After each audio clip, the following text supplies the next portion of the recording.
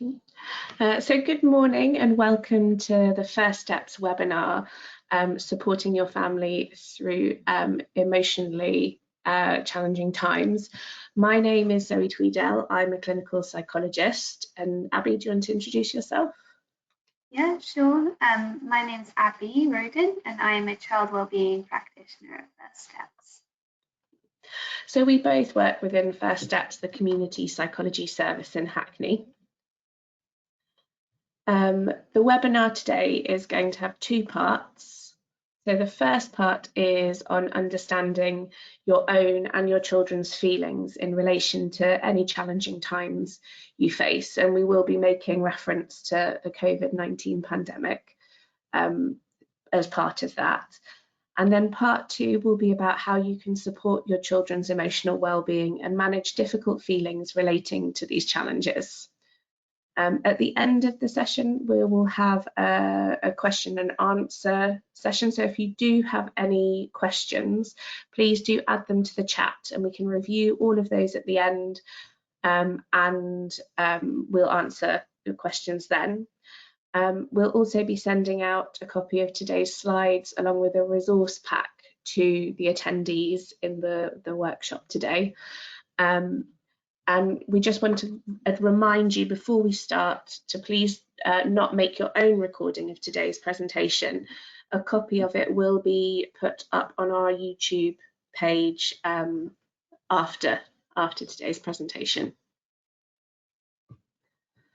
So I just wanted to start by acknowledging the past and current context that COVID-19 has created. The global pandemic has changed our lives in multiple ways. It's meant a total change to our routines, disconnection with our support networks, and at times lockdowns in our homes. So the situation was, and actually still is, constantly changing, and so has brought with it a lot of uncertainty. It's made it impossible for us to plan or make decisions. And instead, we've had to react and adapt at a rate that's much faster than usual, or what we expect. COVID-19, more than ever before, has also exposed the social and economic inequalities and vulnerabilities that exist within our communities, with reported figures relating to the disproportionate deaths occurring within the Black and ethnic minority communities, as well as for people with disabilities and chronic health conditions.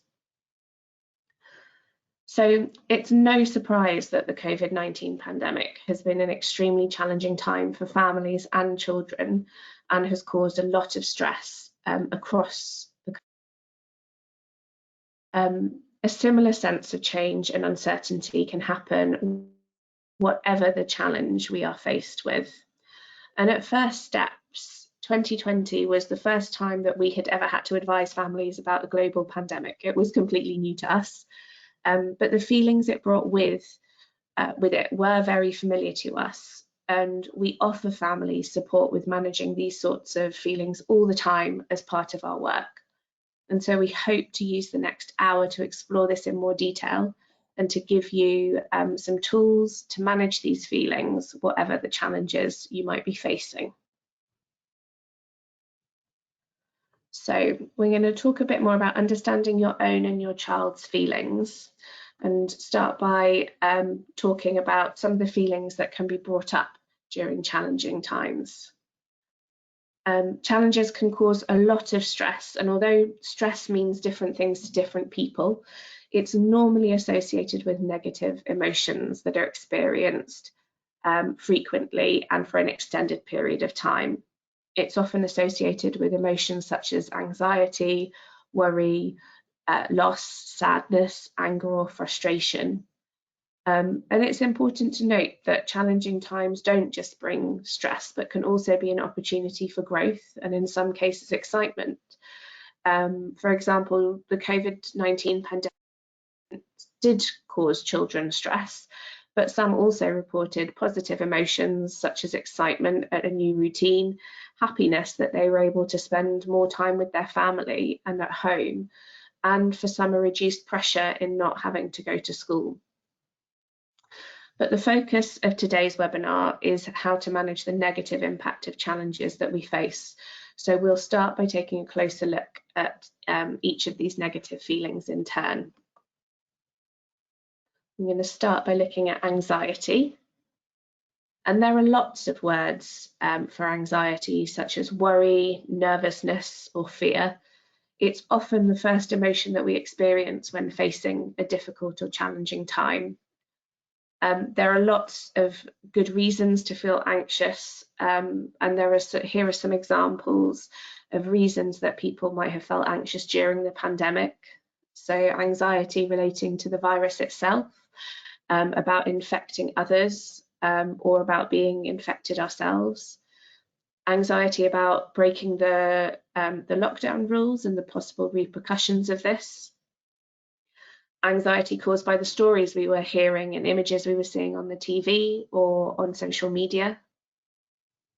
Anxiety associated with the changes that we had to make to our behaviours, such as washing our hands more frequently, wearing masks, keeping a distance from others, and changing the way that we do things like using public transport or shopping.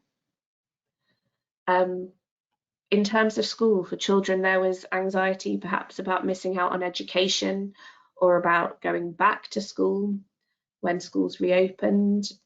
And perhaps more recently over Christmas, in your family, you might have noticed anxiety around whether schools would be reopening in January.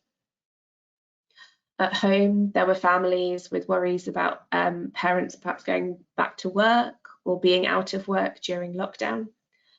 And the lockdown meant that everything went online and that there were anxieties for some people around engaging with new platforms, or perhaps children being allowed extended screen time. And whatever the challenges you are facing as a family, there will be good reasons for experiencing anxiety. In terms of what anxiety feels like, it often has a very physical impact on us. So we might notice kind of a churning feeling or nauseous feeling in our stomach, might feel lightheaded or dizzy or sick, feeling restless, unable to sit still.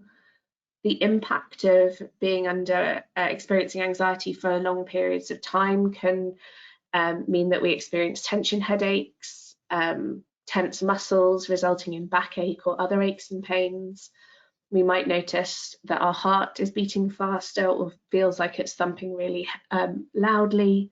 We can experience sweating and hot flushes, have problems sleeping, or find that we kind of need the toilet more or less. Anxiety in children can look a bit different. They often experience a lot of the same physical sensations, but it might present in a different way. So you might notice that your child is more clingy with you and doesn't want to be away from you. They might be restless, struggle with their focus more, or they might be more withdrawn and quiet. Often children may not be able to explain that they're feeling anxious, but they might be able to tell you that they're experiencing headaches or stomach aches, and be able to tell you about the physical feelings of anxiety. They might not want to do things they normally do. They might be more likely to have tantrums or seem more irritable and cry more frequently. An anxious child might refuse to do their schoolwork or struggle with transitions between activities during the day. You might notice that they're struggling to settle down at bedtime, or they might show really high expectations for themselves or others. The next emotion we're going to talk about is anger, which can also be called things like frustration or irritability or rage. Challenging times can also give us many good reasons to feel angry. You might feel angry because you feel like you've lost all control and choice about your situation. You may feel helpless and unable to do anything to change the situation. You may feel angry about the behaviour of others or the decisions being made by other people.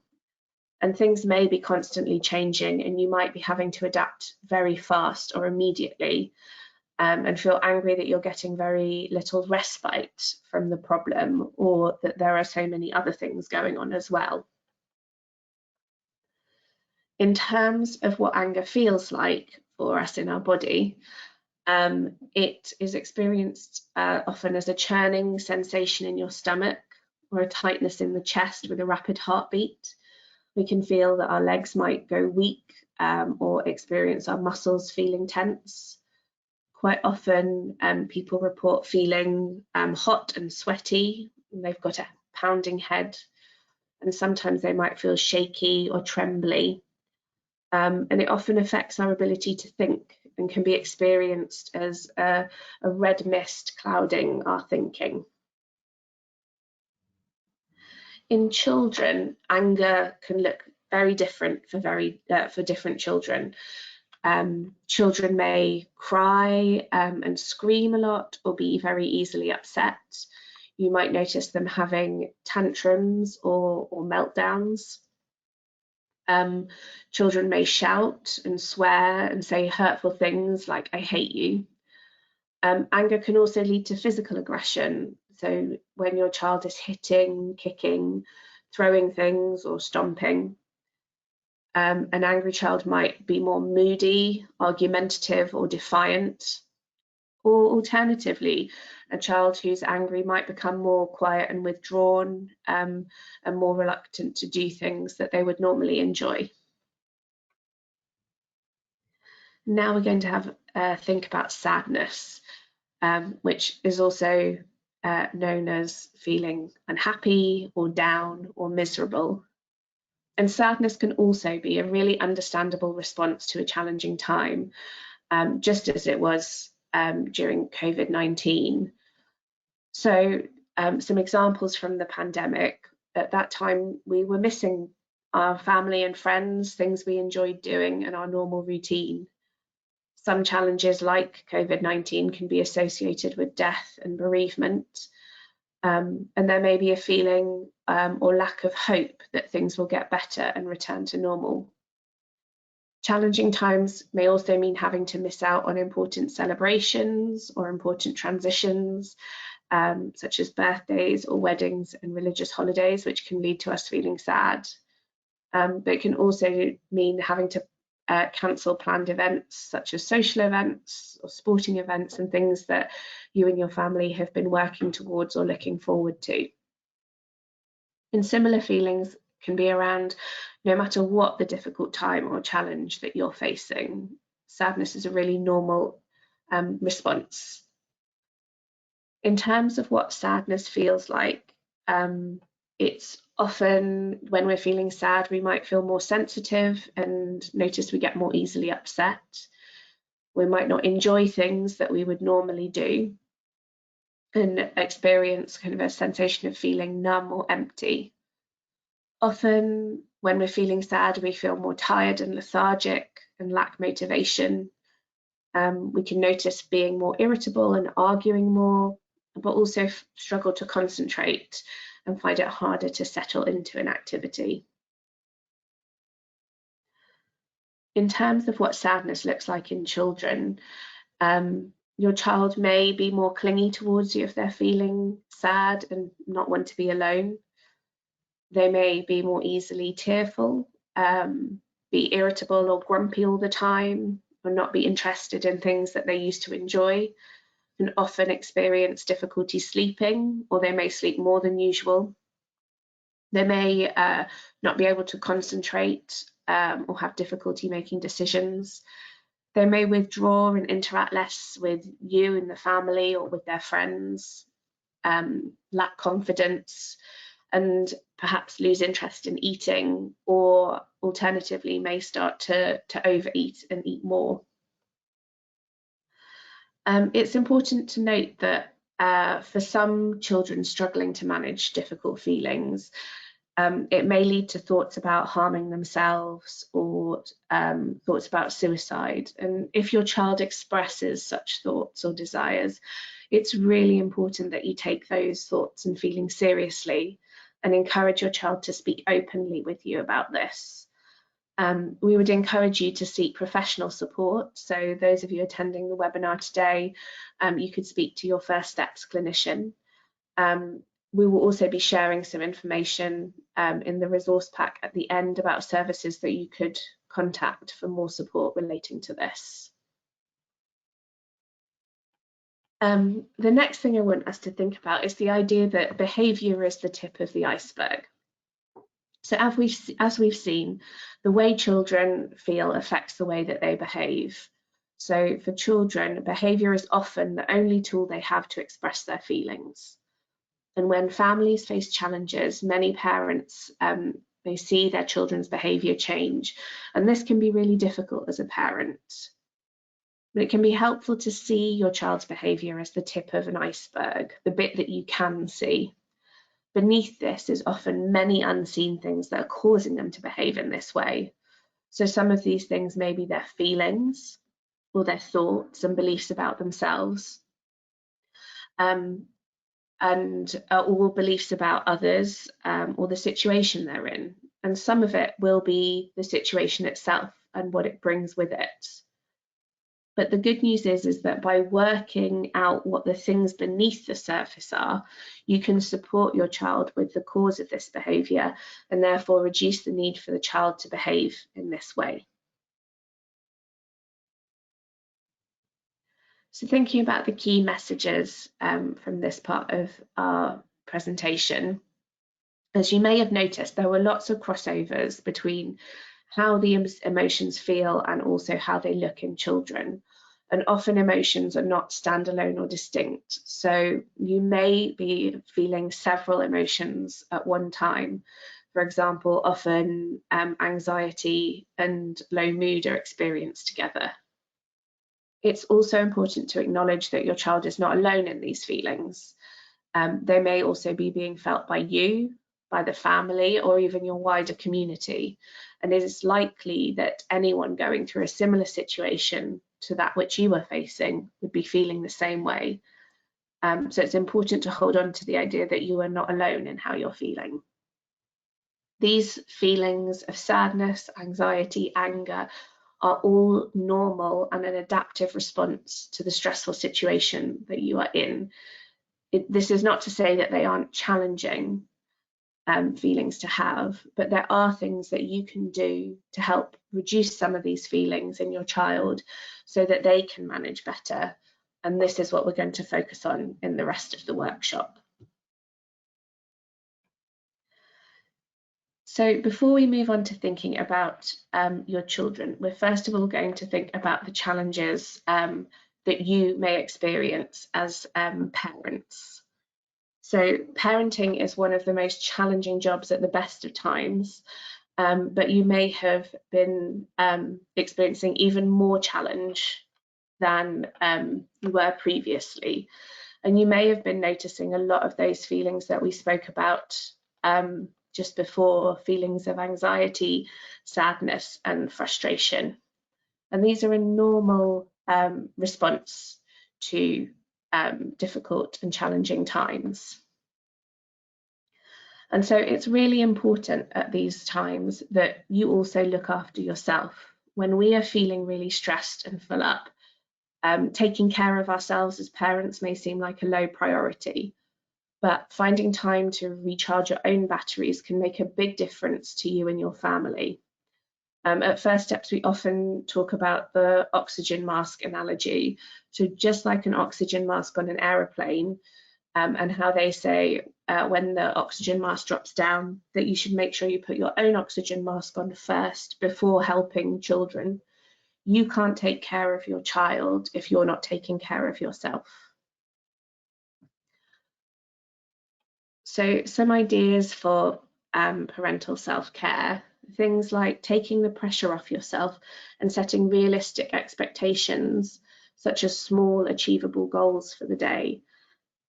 Prioritize the things that must get done and put to one side the things that can wait, and adjusting that during challenging times to acknowledge the fact that you're under more pressure than usual. Try to commit to giving yourself a brief moment of relaxation in your day, just for you to recharge your energy, and reach out and ask for help and support from your network, or ask for professional help if needed. Be kind to yourself. Remember that there is no such thing as perfect parenting, and you are trying the best in the most challenging of times. We have also recently at First Steps started running a parent and carer wellbeing webinar, which focuses much more on your own self-care. And so if you are interested in this, please do contact your First Steps clinician or call our office number and we can link you in with that. What we're going to do now is a practice exercise, and I'm just going to invite you to join me with this and to notice the change in how you feel from the beginning of the exercise to the end. So I invite you to sit in a comfortable yet upright position in your chair with your feet flat on the floor, arms and legs uncrossed, and your hands resting in your lap. Let your eyes gently close if that feels comfortable, or if not, gently fix them on a point in front of you.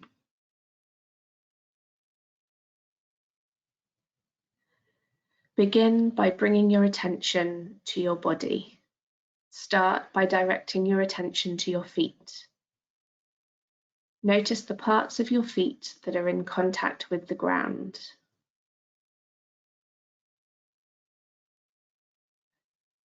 Notice the sensation of your shoes or socks on your feet. Then bring your attention to noticing the sensation of sitting in the chair.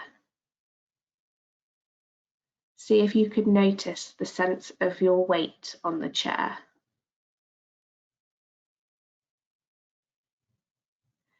Maybe notice parts of your body that are in contact with the chair, and the parts of your body that don't contact the chair.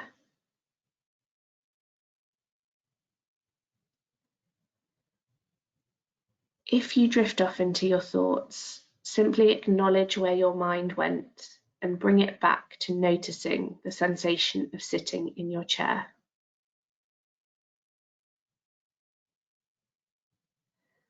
From time to time, you may notice that your attention has wandered off as you get caught up in your thoughts or other kinds of sensations. This is quite normal and it happens to everyone, and it may happen repeatedly. Each time you notice your mind wandering, take a split second to notice where it took you, and then gently bring your awareness back to noticing your body and the sense of your weight on the chair. Next, direct your awareness to your breath. See if you can notice the sensation of your breathing. Breathe in and breathing out.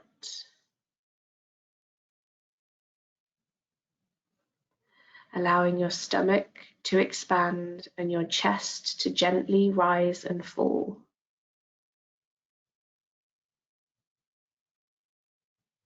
Become aware of your breath flowing in and out of your body. Simply notice the natural flow of the breath without changing or modifying it in any way. Take a few slow, deep breaths. Notice the sensation of air filling your lungs as you breathe in and then deflating as you breathe out. You may notice the sensation of cool air around your nostrils as you inhale and the warm air as you exhale.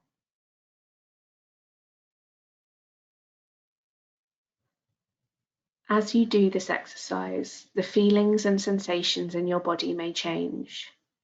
You may notice pleasant feelings or sensations such as relaxation, calmness, or peacefulness. You may notice unpleasant feelings such as boredom, frustration, or anxiety. Whatever feelings, urges, or sensations arise, whether pleasant or unpleasant, Gently acknowledge their presence and let them be. Allow them to come and go, and keep your attention on your breath and the sensation of sitting in the chair.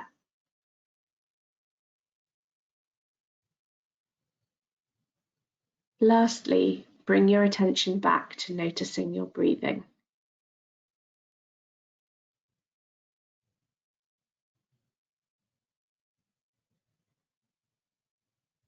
Notice again the steady rhythm of your breath that is with you all the time.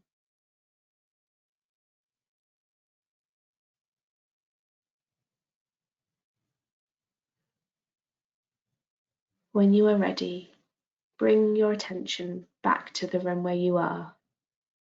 Open your eyes if they were closed, and notice what you can see. Notice what you can hear. And push your feet into the ground and stretch, noticing yourself stretching. And welcome back.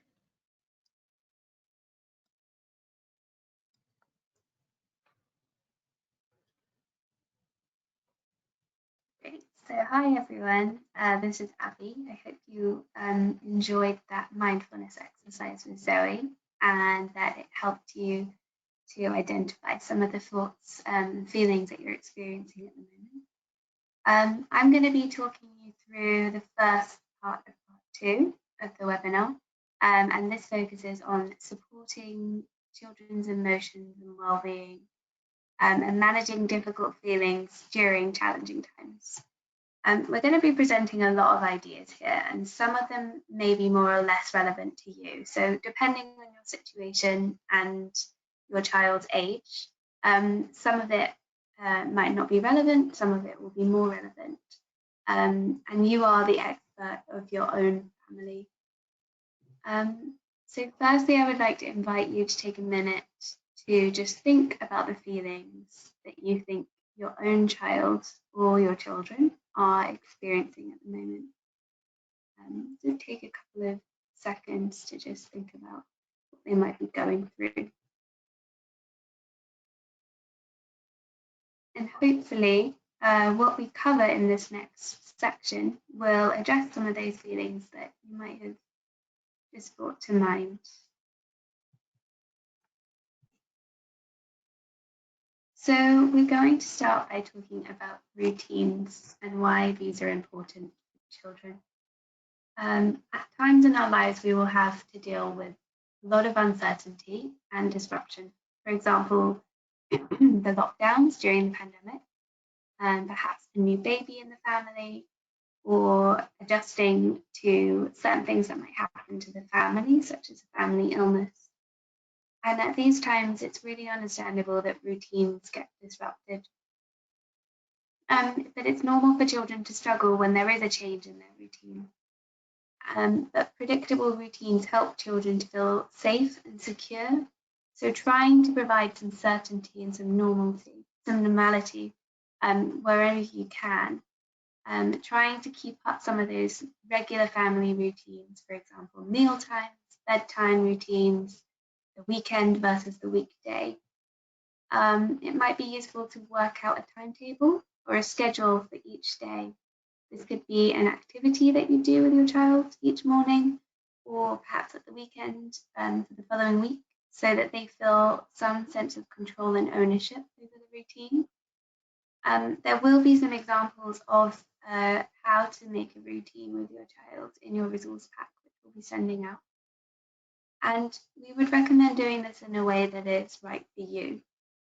So some families might find lots of structure helpful, but others might not. So remember to be reasonable and kind to yourself and set yourself realistic expectations for both yourself and your child.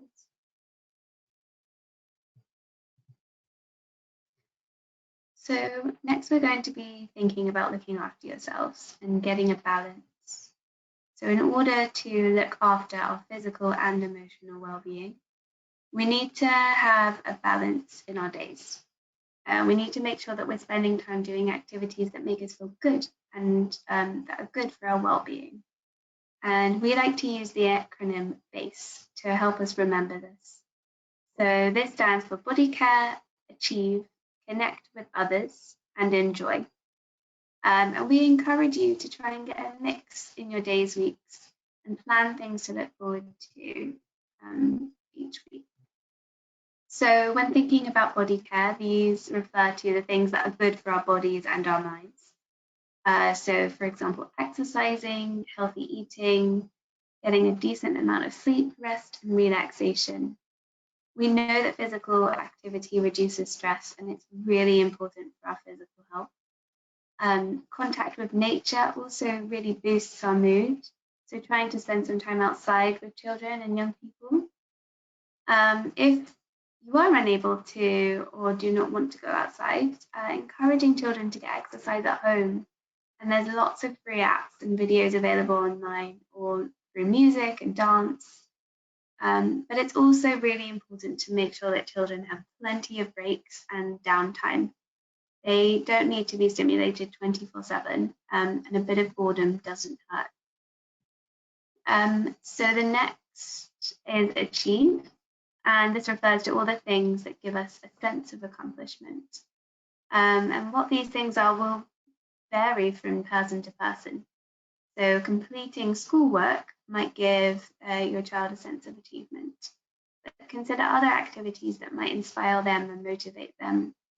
For example, is it learning a new skill, researching something new that they're interested in, doing a creative project, setting a weekly challenge, or maybe giving them a daily chore to help around the house. The next is connecting with others, which is really important for us to do. So connecting with the people that are important to us. In terms of your relationship with your child, try to enjoy extra time together to really strengthen the bond that you have with your child. So make sure that you're doing lots of play and having fun together. And depending on who's in your household, being together more might be a bit too much. So you might want to schedule in some one-to-one time, which we call special time with each child, plus some family time and also some alone time. So you're getting a bit of a mix. And during challenging times, we might not have that extra time.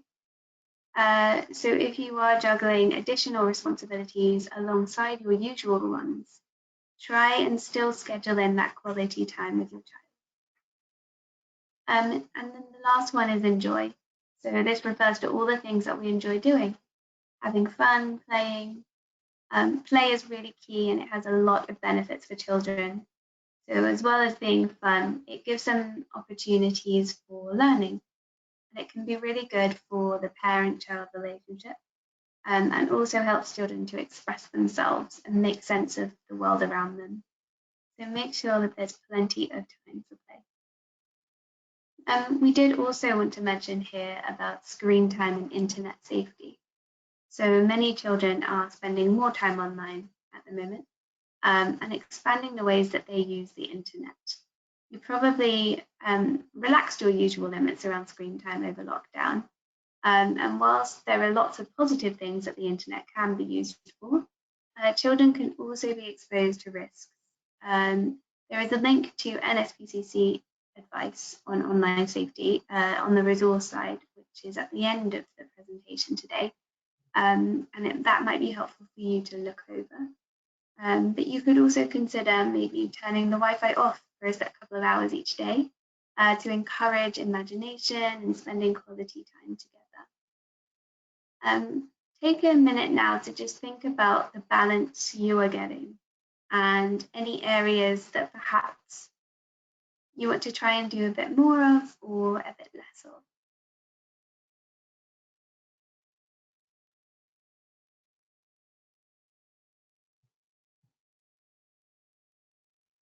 Okay, so talking to your child about challenging times. Children will notice changes that are going on around them and will absorb things that they hear from their parents, their friends, the news, and perhaps at school. So when there are big events that happen in the world, such as the coronavirus pandemic, or something that might have happened in the family or local community, such as a sudden death or an illness. Children need to help filter and interpret the situation, and they need reassurance that they are safe and that they're cared for. It's really, really important that you explain what's happening in an age-appropriate way to help them understand what's happened and the things that we need to do to stay safe, but also without scaring them. So it's a delicate balance. For situations that are going on, such as the pandemic, it's important to keep conversations going with your children. And this is because as they develop and get older, their understanding of what's happening and the risks might develop.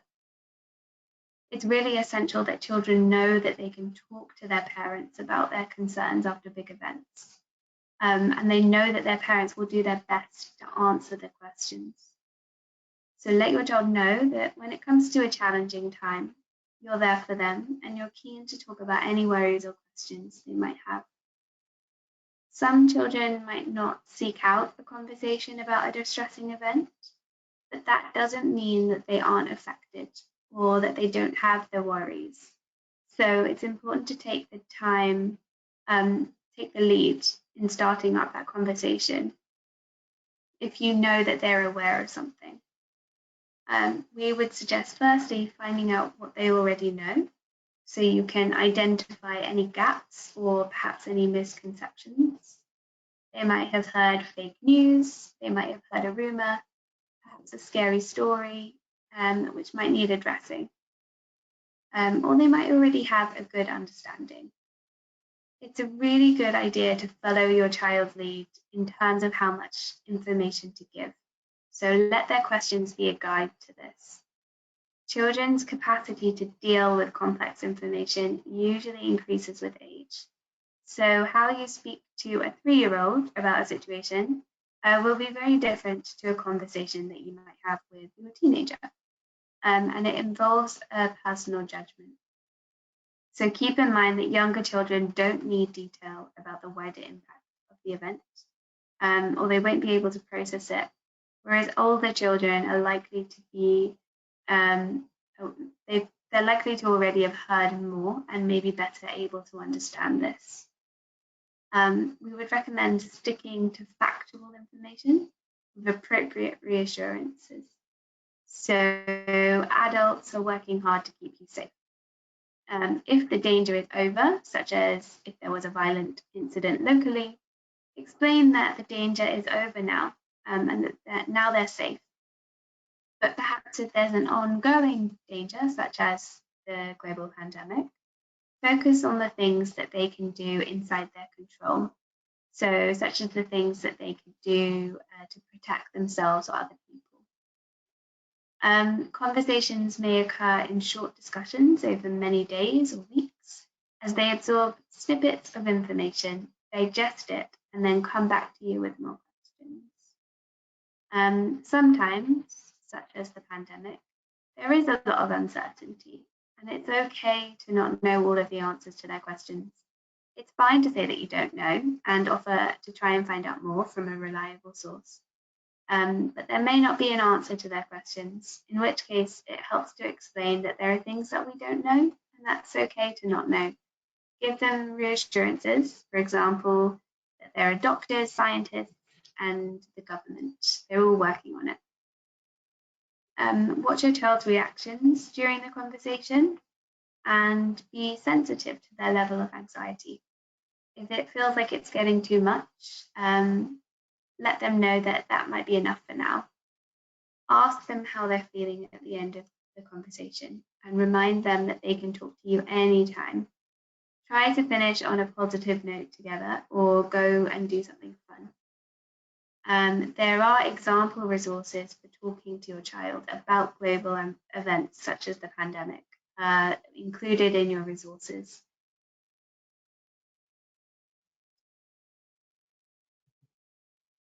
So next we're going to be talking about helping children to express their emotions.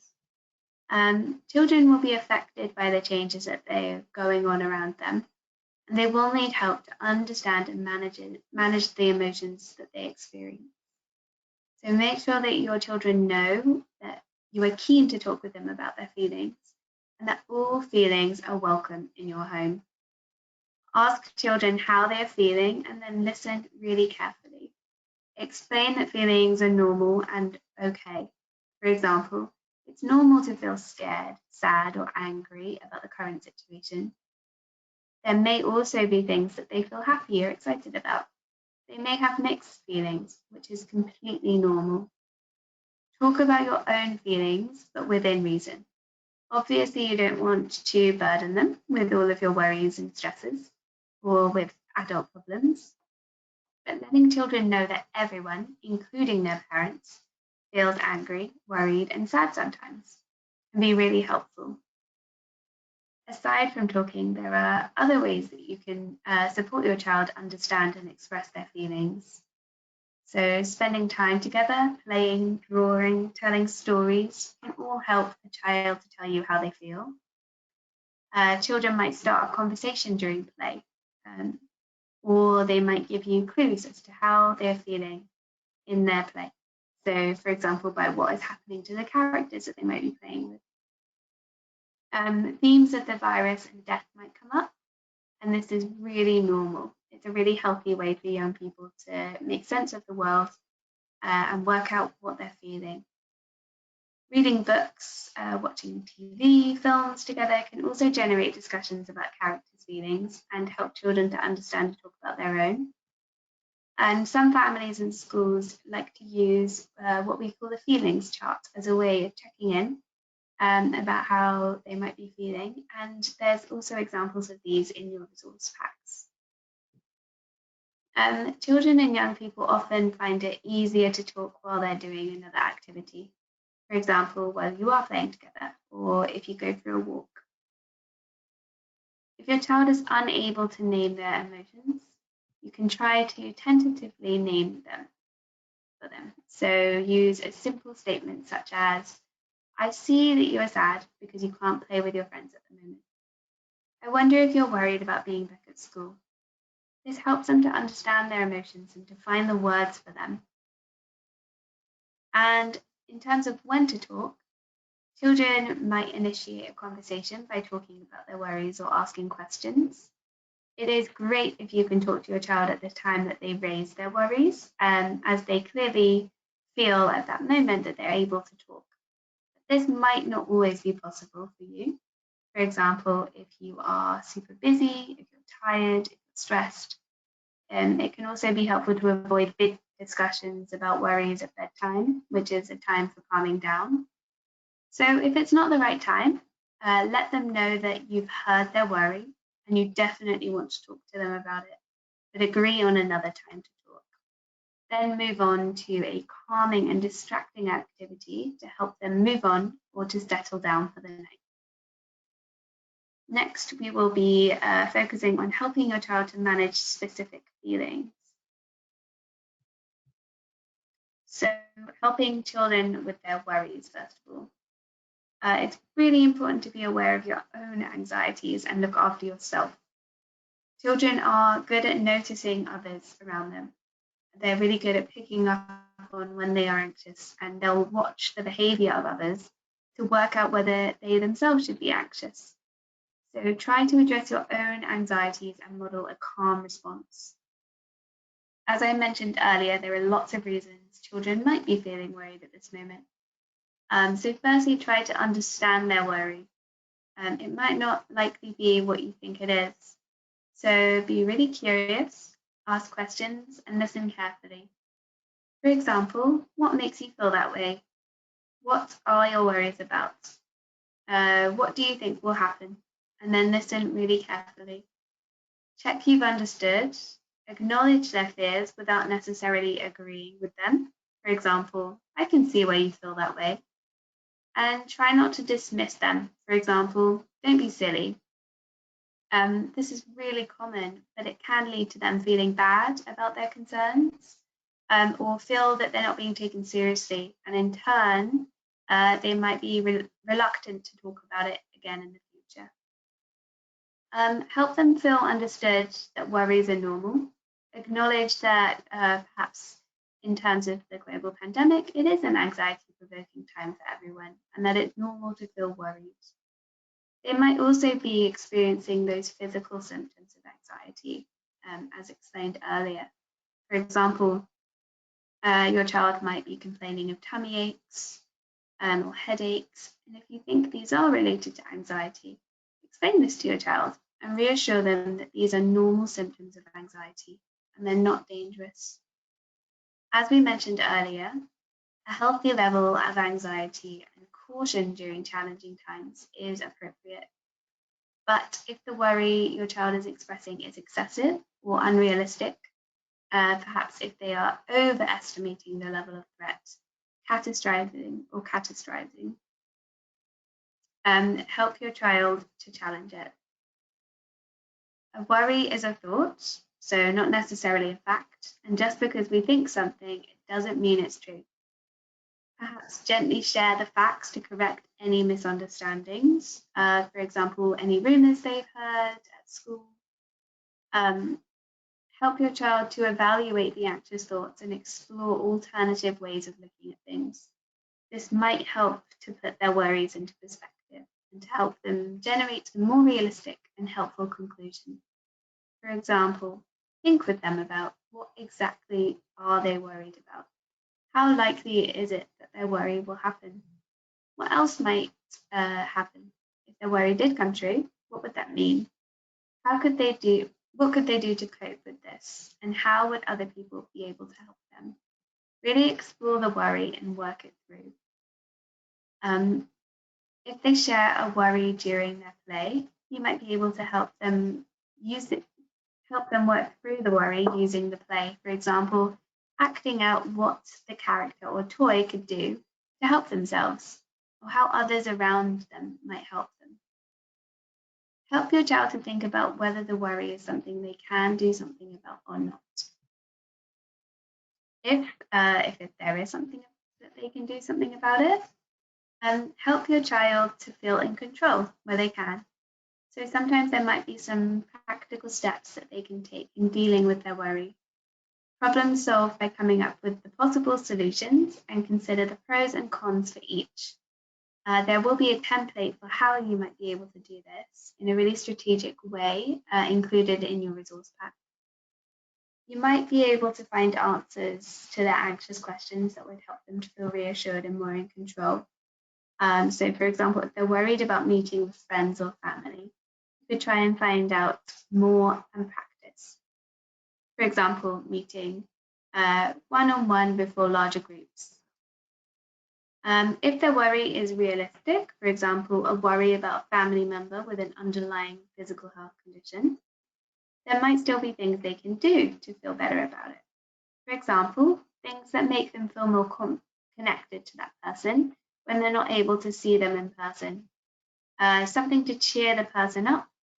So focus on what you're doing to stay safe and what others are doing to help. If there is nothing that they can do about their worry, so it's not something under their control, it will be important to gradually learn to tolerate that worry, to let it go and to focus on other things. There's a quote from a film called Fantastic Beasts and Where to Find Them, which is a really great one to think about when it comes to worrying, and it's worry means you suffer twice. You should still listen and empathize, but let them know that it's not helpful to spend lots of time thinking and talking about worries that we can't do anything about. Let children know that it's not their responsibility. For example, in the context of the pandemic, the government, doctors, scientists, teachers, and many others are working hard to keep them safe, and that it's their job. Help them distract themselves in a fun or absorbing activity to then take their mind off it. Look out for unhelpful behaviours. There might be certain behaviours which might be easy to get into at the time, but we can actually make anxiety worse in the long run, such as constant Googling, looking at news, repeated or excessive checking for symptoms, extreme hand washing way beyond medical advice, avoiding things such as going out completely, Be on the lookout for these types of behaviours. Discuss them with your child. Again, gently correct any misunderstandings. Challenge anxious thoughts that are driving these behaviours. Try to help them see the negative consequences of their behaviours. For example, they may make them feel worse in the long run, or they may mean that they're missing out on things. Support them to experiment by reducing these behaviours. For example, really limiting their access to news. If they're avoiding something because they're anxious, try breaking it down into small steps. For example, if they have a fear of going out and leaving the house, plan a really short walk and then increase to get them more confident. Plan with them so that they feel control over this. There's also the idea of using worry time. So if your child is thinking and talking about worries a lot, consider using this technique with them. So you agree a time each day where you can sit down for a certain amount of time. We would recommend a maximum of 30 minutes to talk through their worries in turn. And this is one way to help them feel confident that their worries will be dealt with, and they will also practice keeping them under control. If a worry comes up at any other time during the day, they can put them inside a worry book or a worry box, and then come back to it at the end of the day during worry time. Highlight the good things and emphasize their strengths. So whilst it is a genuinely challenging time, do help children to recognize the positive things that might be happening too. Express confidence in their ability to cope. They will feel less anxious if they believe that they have the ability to cope with difficulties, and that you can help strengthen that belief in them.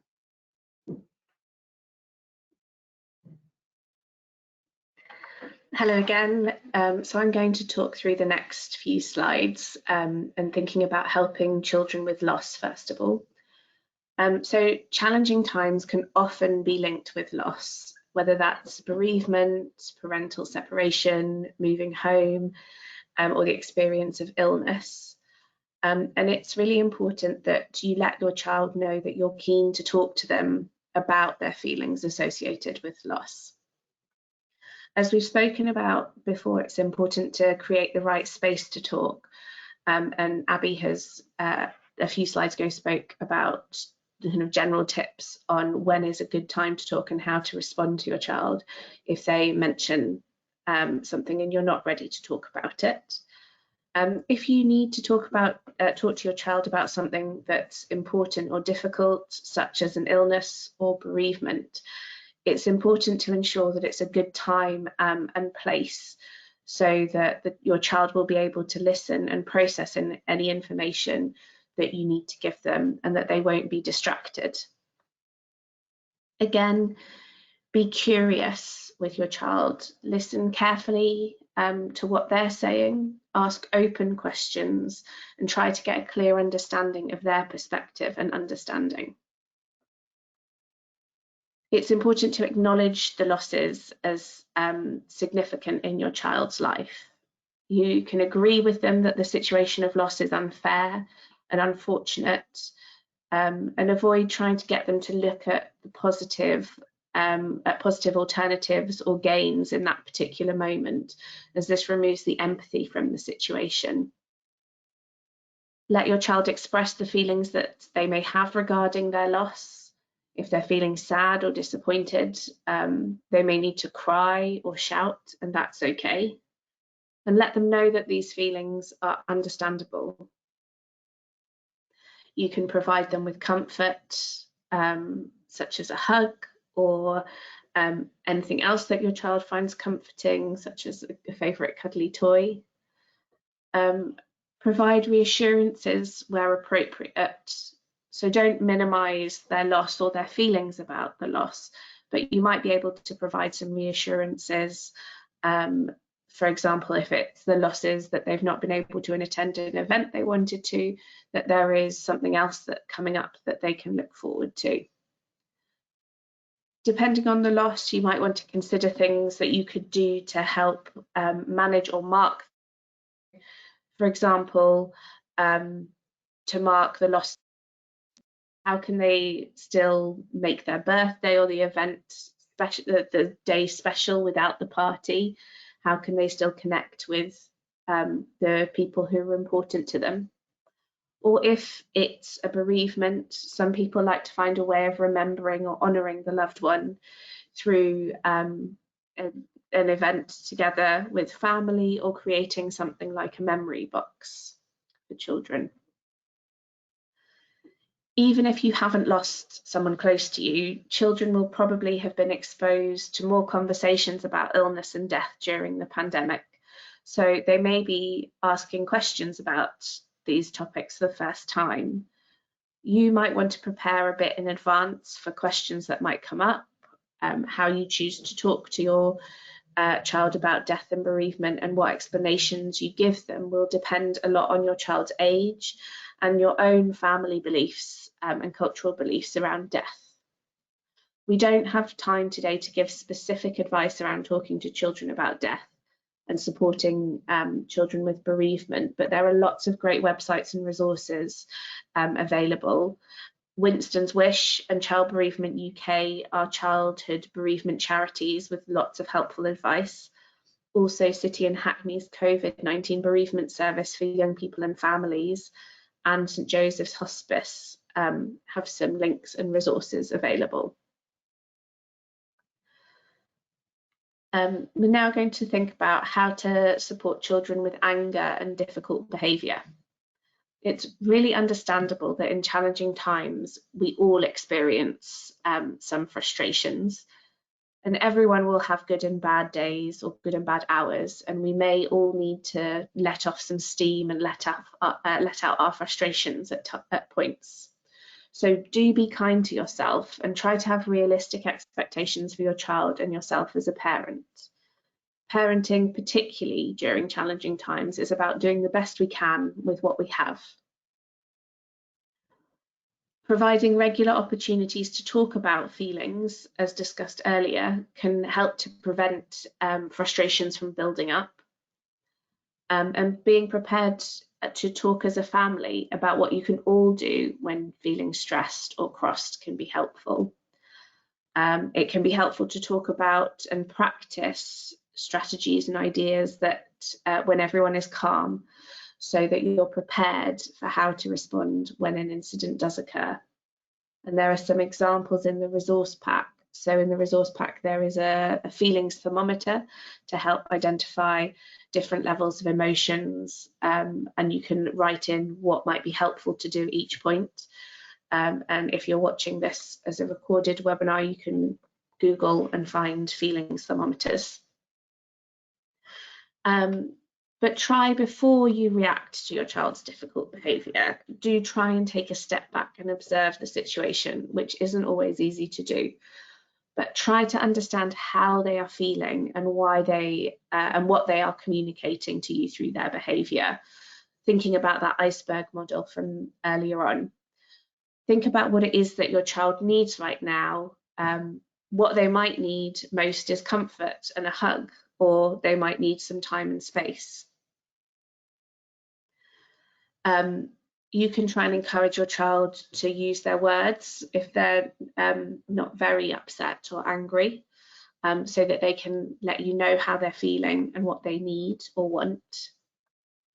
And distinguish to your child between feelings and behaviours. You know, let them know that all feelings are normal and okay, but sometimes we need to be careful about how we express these feelings. So, for example, it's normal and okay to feel angry, but it's not okay to hit people.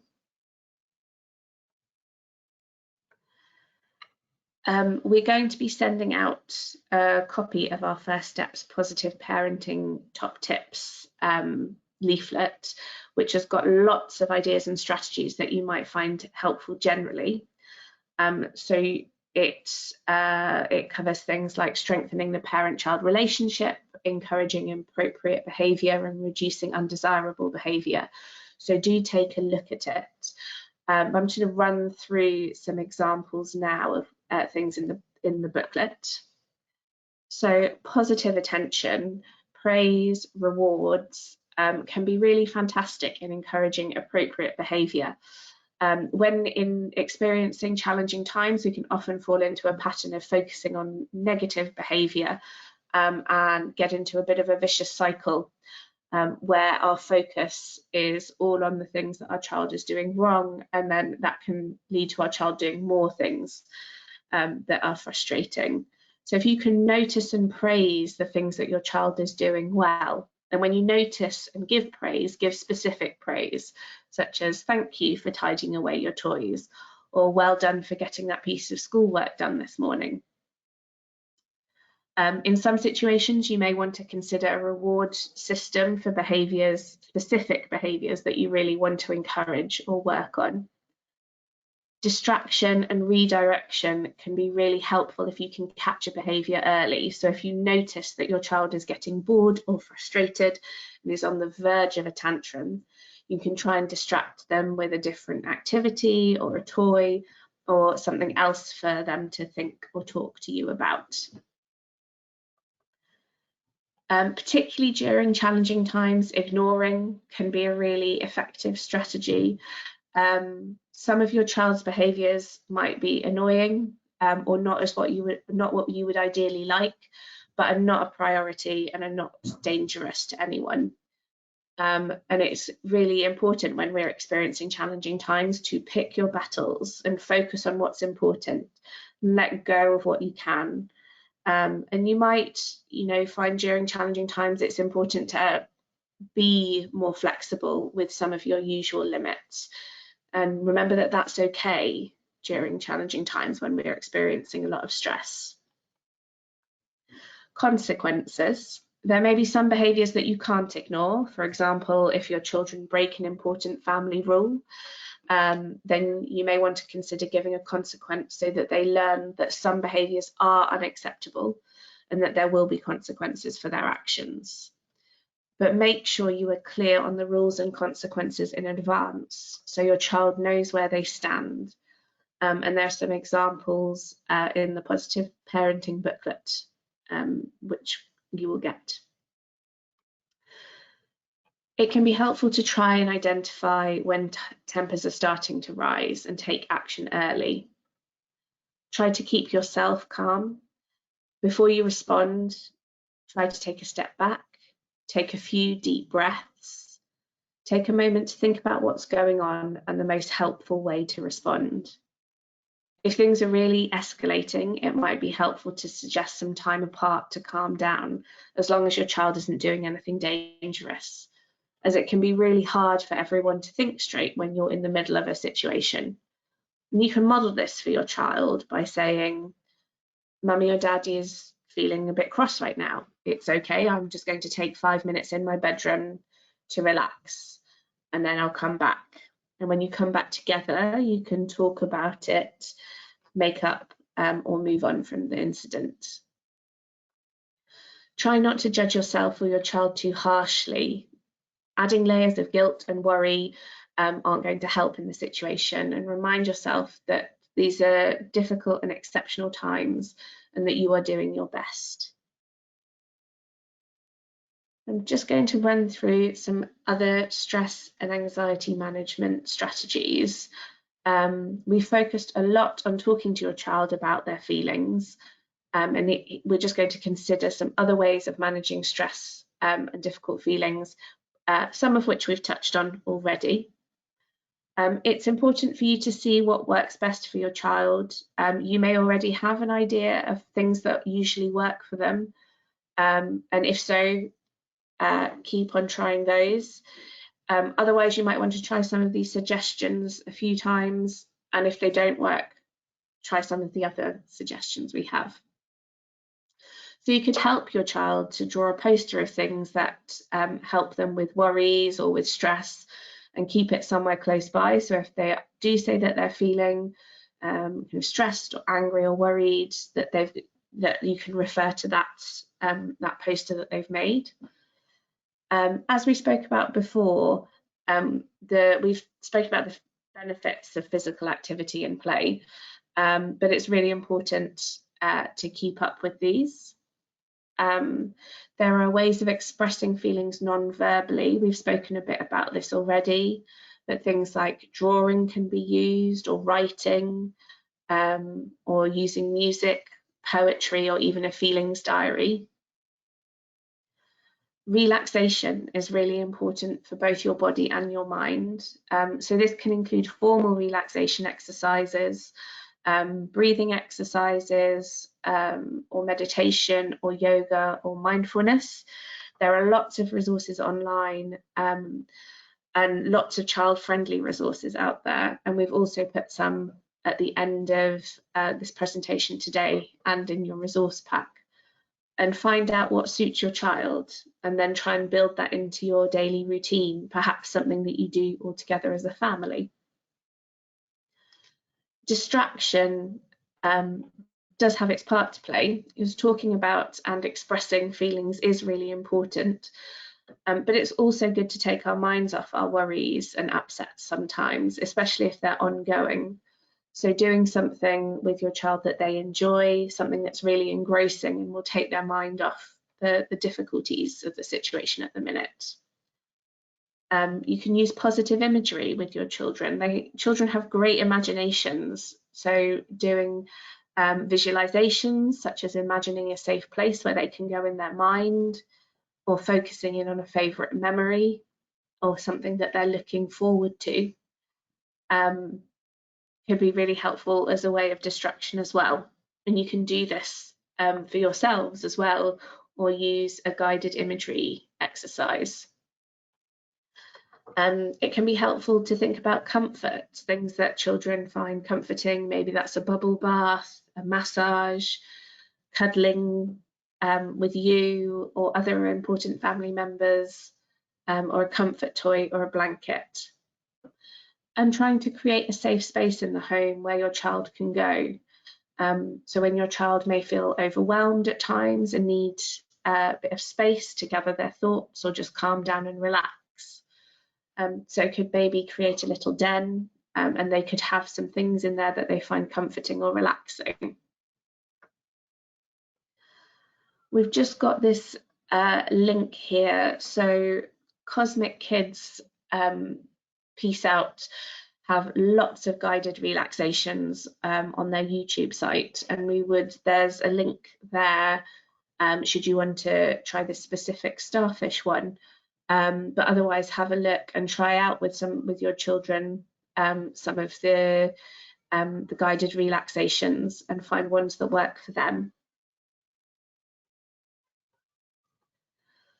Finally, we just wanted to think about, we'll come back to the idea of getting more help, because inevitably some children and young people will find challenging periods more difficult to deal with than others.